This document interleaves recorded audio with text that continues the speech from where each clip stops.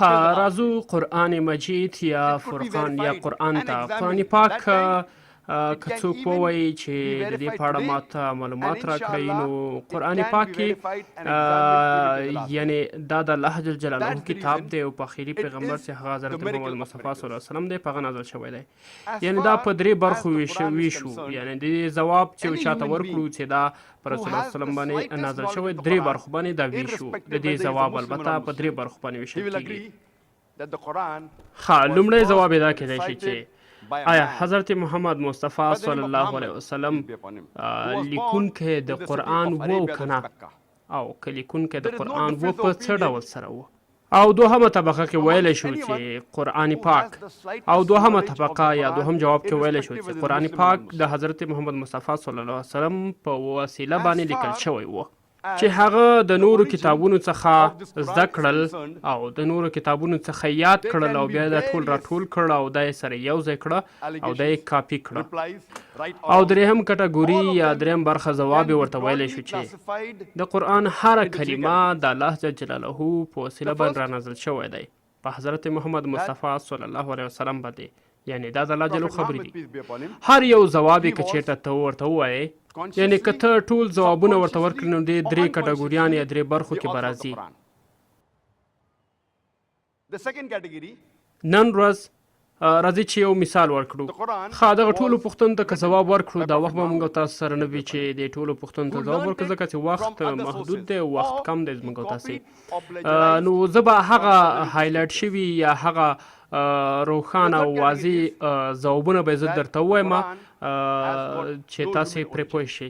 د لومړۍ پوښتنې ځواب به دا وي چې آیا رسول الله صلی الله علیه وسلم د قرآن لیکونکی دی؟ په څه ډول سره؟ باهوش، الهوش او بېهوش، په کوم ډول سره رسول اکرم صلی الله علیه وسلم د قرآن لیکونکی دی؟ ښه، راځو دې ته چې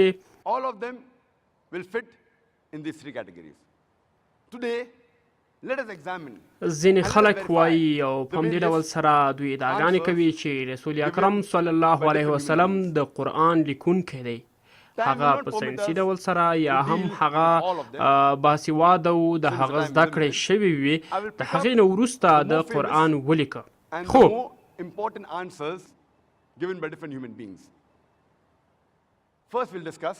هرگز او هیڅ کله داسې رسول اکرم صلی الله علیه وسلم نه دی ویلي په هیڅ ځای کې چې هغه لیکونکی د قرآن دی.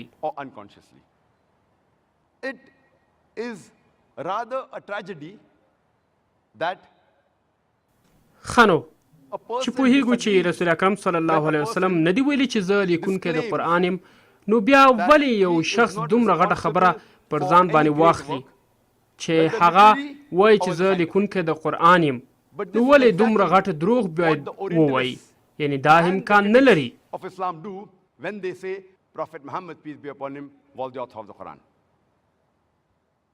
ښه نو، د همدې لپاره رسول اکرم صلی الله علیه وسلم د ځوانۍ نه تر هغه مرحلې پورې چې د پیغمبرۍ ته ورسیږي، د یوه کلمه هم دروغ نه دی ویلي، یعنې یوه خبره هم چاته دروغ نه دی ویلی. نو دی همدې لپاره د خلکو تر مابینځ په آمین باندې، یعنې دی د خلکو تر مابینځ باندې ډېر یو صادقه او رښتیا ویونکی باندې مشهور و. نو رسول اکرم صلی الله علیه وسلم د ټولو ملګرو تر مابینځ باندې او هغه چا چې دی پیژنده،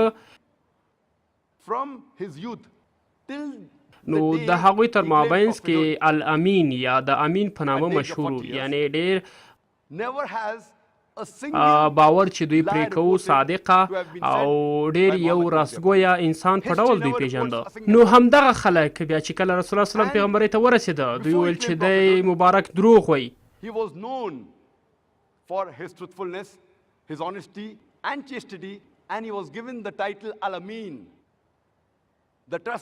نو حتی دښمنان هم د هغه د حفاظت دپاره ځینې کسانو چې ساتنه یې کوله، او هر کله چې رسول اکرم صلی الله علیه وسلم د پیغمبرۍ نه وروسته مکې نه مدینې ته هجرت وکړ،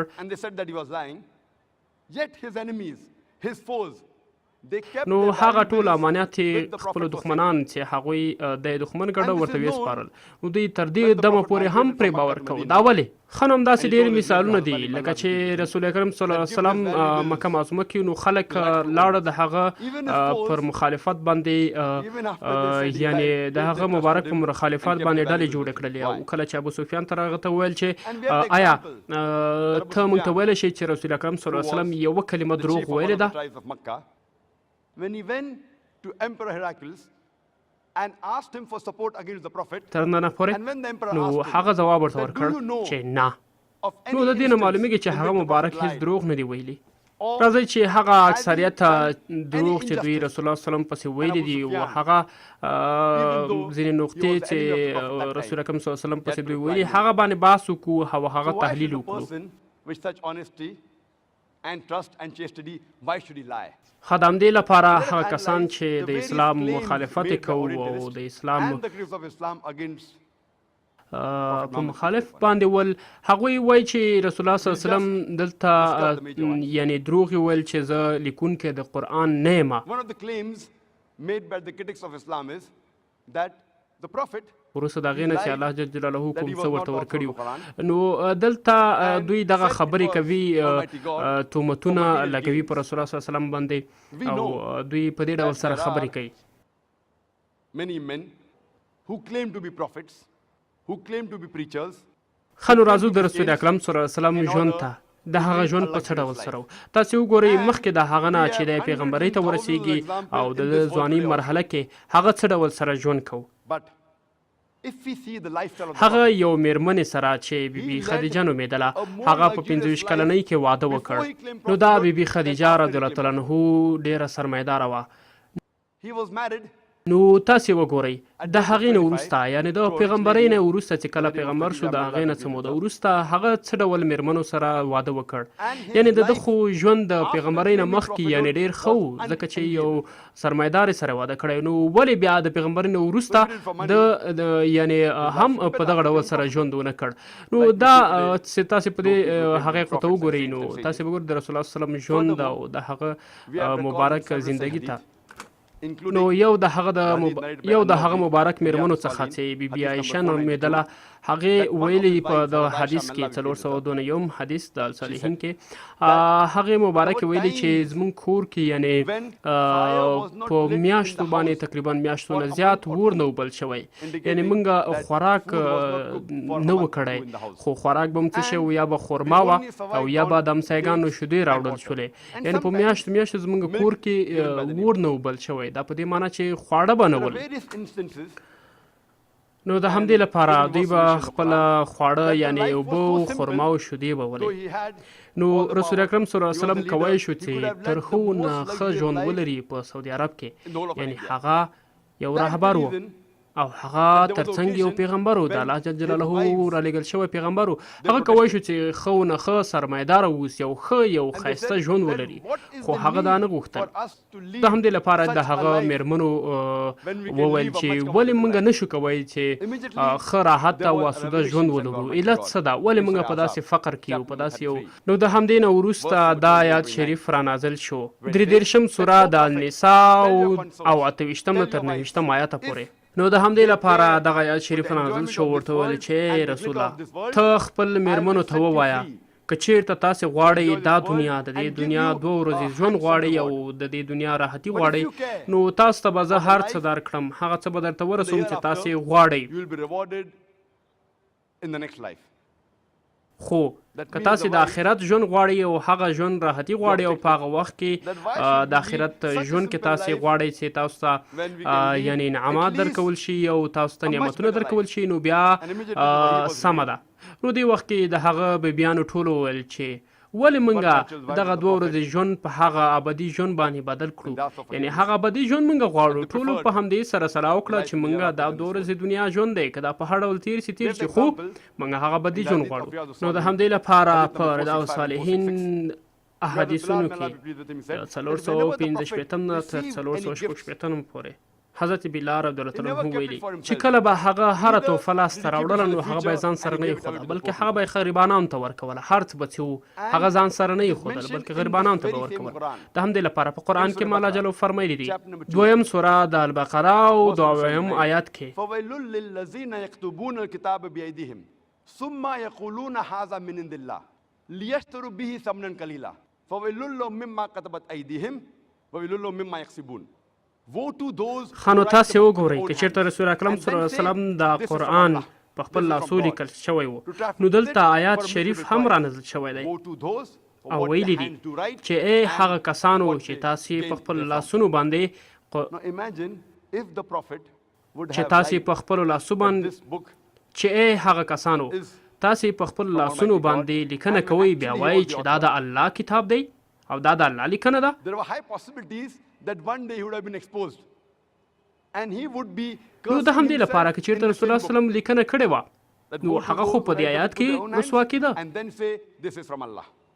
If he would have written the Quran and attributed to Almighty God, خو دا د would have دوی ever یعنی mentioned خبرې دي such a verse in the Quran. پروپاګند دي چې رسول اکرم صلی الله علیه وسلم پسې کوي چې وایي There are دا some د critics کتاب who say لیکونکی و او ځینې وایي that چې maybe رسول اکرم صلی الله علیه the وسلم prophet د دې attributed لپاره the Quran دا خبره ویلې چې دا though د he الله was the جل author, کتاب ده because he ځکه wanted چې fame, ده غوښتل چې status, خپل مرتبه یې لوړه glory, اوسي as well as leadership. او خپل مقام یې لوړ اوسي او دی یعنی یو ښه شخصیت اوسي او According to همدا Michael ډول Ashar, سره یو ښه رهبر he اوسي writes in his book, the 100 most influential persons in the history of نو humankind. د همدې لپاره مچل آرټس دی هغه په And he خپل کتاب کې analyzes لیکلي دي یعنی هغه کوم رهبران all the چې ول human هغه beings from څېړنې نه وروسته د لیکلي Adam peace be چې upon him till the present time. And undisputedly, he puts Prophet Muhammad peace be upon him as رسول number اکرم one. صلی الله علیه وسلم تر ټولو being نه the یعنی most influential زیات person تاثیرګذاره in the history of او humankind. تر ټولو نه ښه انسان و یعنی نیک انسان و So if you want هغه to په become خپل a کتاب leader, کې دا یادونه کړې ده نو د همدې لپاره you بیا don't نو have د to ولې claim دغه that the Quran ویل was چې from دا God. کتاب د الله جل جلاله دی actually was the author. نو مارشل آرټ چې دی هغه And Michael هر Ashar, چاته یې دلیل لیکلی دی gives چې ولې دا اول دی for ولې دوم each دی ولې person, دریم why did he give him number 1, number 2, number 3, etc.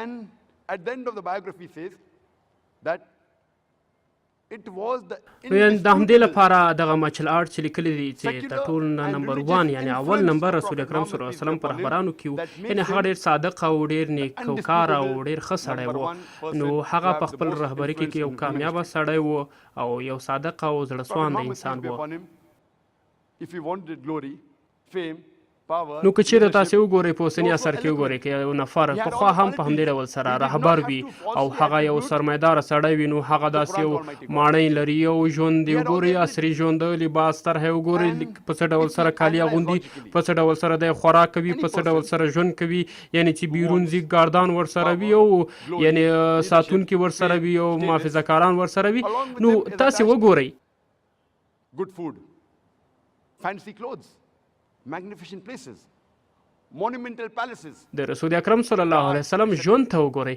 هغه مبارک If به you see the lifestyle of Prophet Muhammad, peace be upon یعنی him, وزې په خپل لاس He made his own لشلې clothes. او خپل کور کې به he یې کار made his own کوو shoes, he milked the goat, and he did his own household work. He sat on the floor and ate. دغه ژوند څومره یو When he went to the ساده marketplace, او دی به چې کله ته بازار ته didn't have یعنی any ګارد colorful یا ساتونکي به ورسره نه و او پیغمبر هم He و was an example پیغمبر of هم و simplicity and پیغمبر humbleness. هم